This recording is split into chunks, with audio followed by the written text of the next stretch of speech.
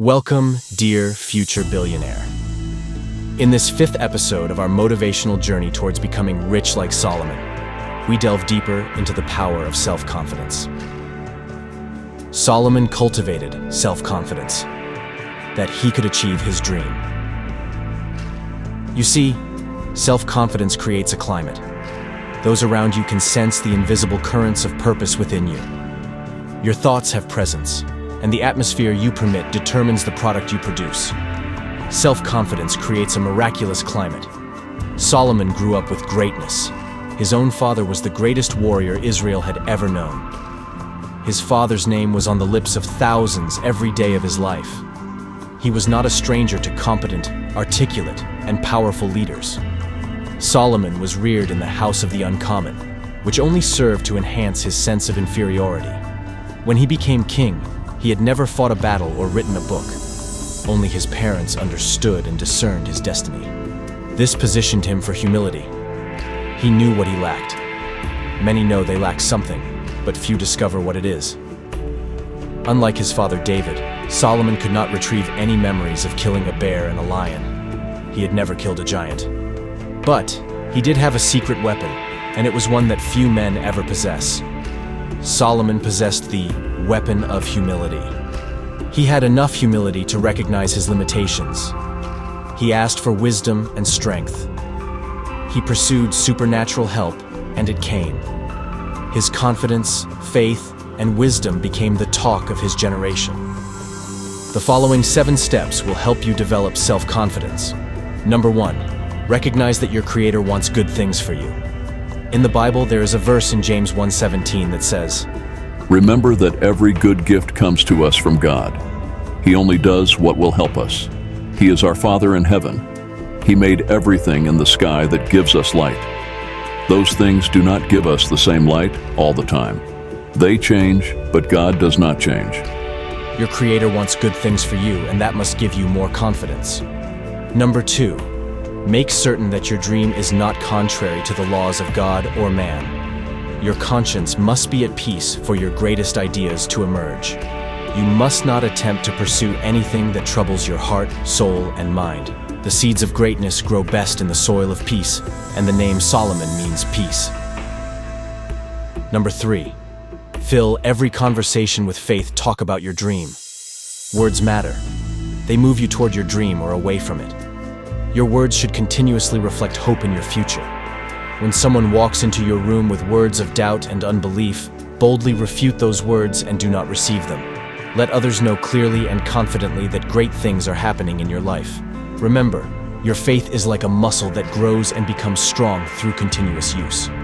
Number 4, associate often with those whose fire is presently burning brighter than your own. Pursue the greatness around you. Who are the most successful people you presently know? Who are the people who have succeeded in the same arena in which you desire to succeed? Schedule appointments with them. Treat them to a special lunch. Interrogate, interview, and receive the information they have. Don't feel obligated to tell them all of your plans. Simply respect and humbly pursue their advice and counsel. Let them light your fire as often as possible. Number 5, remember that your own dream is a special seed you are sowing into the hearts of others. Sometimes they are excited and thrilled with you. However, there will be times when those closest to you are not ready to receive. A farmer knows his field requires preparation before he plants his seed. Likewise, the minds and hearts of those you love may require preparation as well. Be patient. Number 6, remember that your dream may intimidate those close to you and make them feel uncomfortable. It is important to understand that your dream is yours alone. Others do not feel what you feel, see what you see, or know what you know. How can they understand your joy when they have not lived with your sorrow? Yes, those closest to you may misread you or even misjudge you because they feel uncomfortable. You are forcing them to respond to your dream, and your enthusiasm may be intimidating. Perhaps they are unstretched. You are excited about success, while they are hoping only to survive. Listen to this story. Several years ago, a great man got involved with a great organization. He met a brilliant young man. This young man was thrilled when he signed into the marketing plan. He caught the vision. It was a proven company, where thousands had already done well, and the young man could hardly wait to get home and tell his family. So, a few days later, the great man decided to call him and see how he was doing.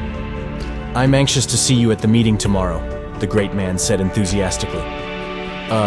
I don't think I'll be able to come," the young man said with discouragement in his voice. "Of course you will," the great man countered. "No, I talked to my family about my dream and goals. They laughed at me. They really don't believe this can happen." The young man's hopes were dashed because he shared his dream with those who were incapable of appreciating it. You see, in life there are four kinds of people who always fail: people who are always undecided, people who don't want to learn, people who are not focused, and people who are never excited about anything. The young man's enthusiasm intimidated them. Millions of people are living lives just that bland today. The saddest tragedy of life is a heart that has not caught fire. The mind of such a person is like a huge field into which no seed has been sown. Nothing of worth is growing. This person will not produce greatness, miracles, or an uncommon life. Learn to recognize this tragedy and stay focused, enthusiastic, and aggressively happy. Number 7. Keep your fire fueled. Take the time to fertilize your own dreams. Talk about them. Build on them. Cover your walls with photographs and posters to help you visualize your dreams. You can't expect to light someone else's fire until you have lit the fire within yourself. What is your biggest dream at this moment? Are you willing to devote all your time and attention to it? Are you willing to create a plan that will make it happen? You see, the most wonderful thing that can happen to a dream is a specific plan of action. Solomon knew that planning always produces self-confidence.